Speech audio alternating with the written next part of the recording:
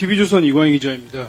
그 대표님께서 소수 정당 그 배를 위해서 이제 대연합을 하시겠다고 말씀하셨는데 말씀하신 소수 정당의 범위가 이제 어디까지인지 궁금한데요. 조국 신당이나 이제 송영길 신당도 포함될 수 있는지, 만약에 포함될 수 없다면 그거는 어떤 기준으로 포함될 수 없는 건지, 그리고 그런 소수 정당에게 비례 압순위를 전부 양보한다고 보면 될지 궁금합니다. TV조선 기자가 질문을 빙자해서 걸려들면 좋고 이재명 대표가 거론만 해줘도 좋다는 그런 질문을 했습니다.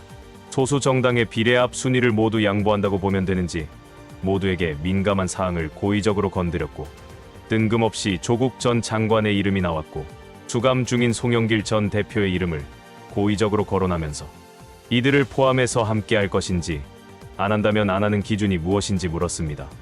질문 전체 의도가 민주당 내는 물론 진보연합과의 자중질환을 만들려는 의도인데 질문 그대로 답변할 수도 없고 안 하기도 어려운 상황을 만들었습니다. 이재명 대표가 명확히 기자가 불러낸 이름을 반복하며 답변하기가 무척 꺼려지는 질문입니다. 이재명 대표가 답변을 시작하고 이재명 대표의 발언이 이어질수록 역시 이재명이다라는 찬사를 보낼 수밖에 없습니다. 일단 소수 정당의 범위가 어디까지냐라는 말씀을 해주셨는데 상식선에서 판단해야 될 것 같고 또 지금 단계에서는 구체적으로 특정하기는 매우 어렵습니다. 아직 정당의 모습을 갖추지 못한 경우도 있고 또 정당의 형식을 갖추었다 할지라도 국민의 최소한의 선택 기준에 부합할지 여부도 판단해 봐야 될 것입니다.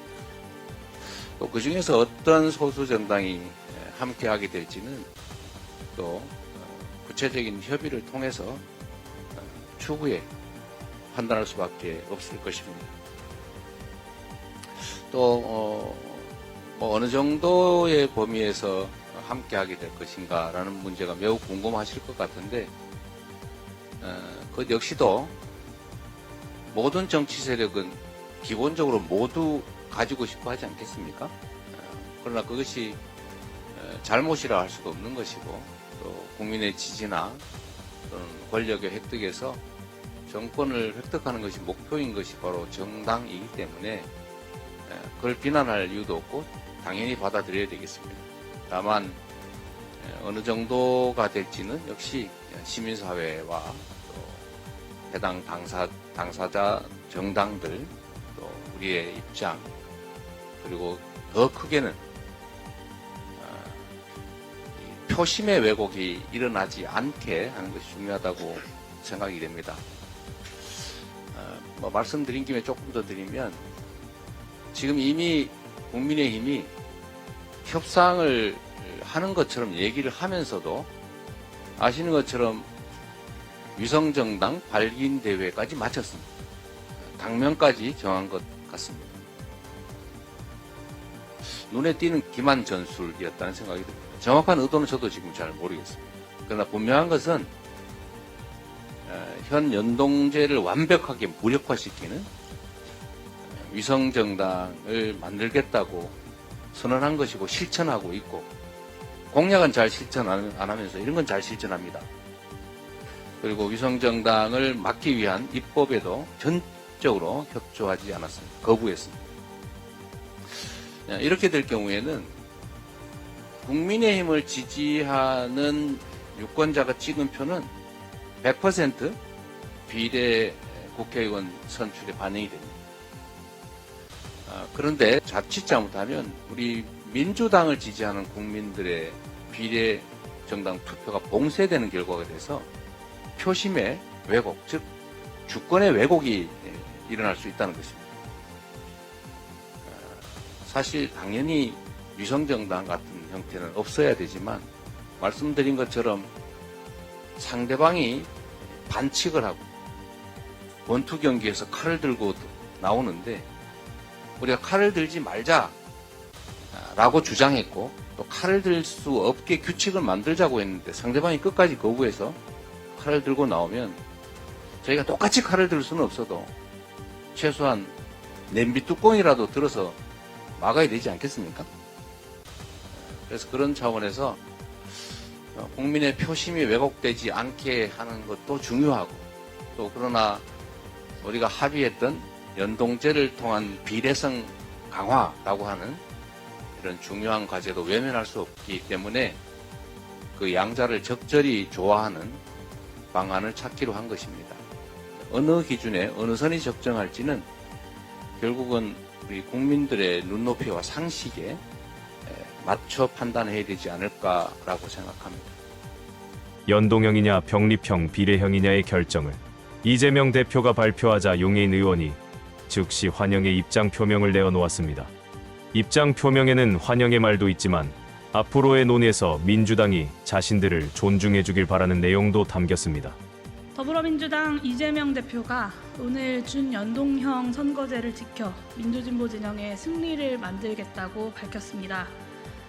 촛불이 요구했던 정치개혁을 정치개혁 공론조사를 통해서 국민들께서 다시 한번 확인해준 그 길을 국민과 함께 이어나가겠다라는 뜻으로 받아들입니다.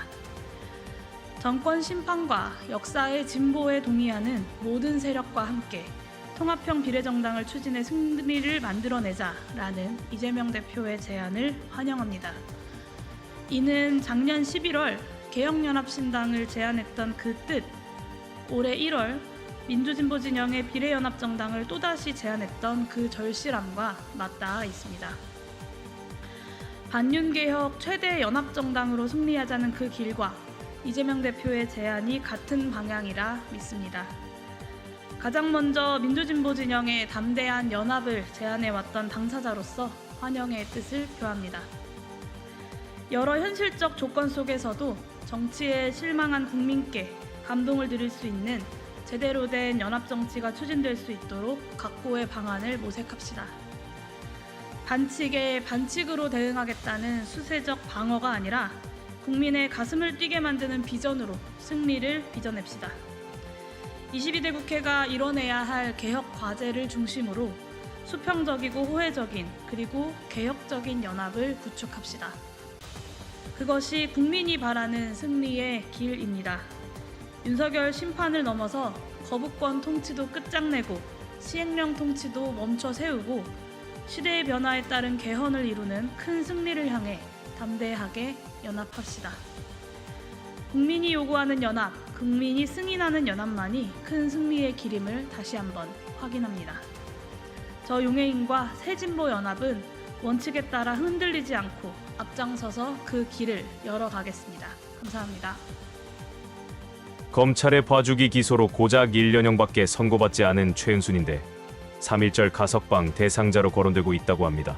정말로 입에서 육두문자가 나옵니다. 대통령의 장모 최은순 씨가 3.1절 가석방 대상자 명단에 포함이 됐습니다. 징역 1년형을 선고받고 복역 중이던 최 씨는 아직 형기의 절반 정도를 남긴 상황인데요.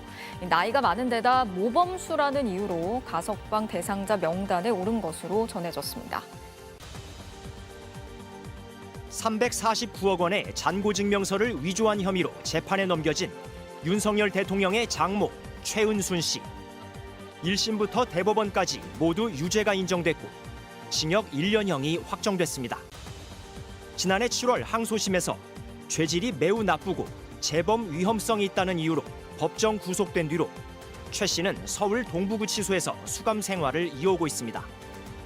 1년 형기 가운데 절반이 조금 지났는데 정부가 최 씨의 가석방을 추진하고 있는 것으로 확인됐습니다. 법무부는 이달 말 심사위원회를 열어 최 씨가 포함된 3.1절 특별 가석방 대상자 명단을 검토할 예정입니다. 법무부 장관이 공석인 상황에서 최종 허가권자는 심우정 법무부 차관입니다. 정부 관계자는 최 씨가 고령인데다 지병을 호소하고 있으며 초범이라는 점, 또 수감 생활 중 문제를 일으키지 않은 모범수였다는 점 등을 감안했다고 말했습니다. 정부는 시설의 수용 인원 증가에 따라 교정, 교화의 효율성을 높인다는 명목으로 가석방 기준을 꾸준히 완화했습니다. 최은순 씨의 경우는 형기의 절반을 간 넘겨서 복역률 50% 이상이라는 가석방 최소 기준은 맞췄습니다. 최저한의 기준을 조금 충족을 하더라도 재량권의 적절한 행사로서 보일 수 있는 구체적인 객관적인 기준들을 충족해야 한다. 3.1절 특별 가석방이 확정되면 최은순 씨는 오는 29일 출소합니다.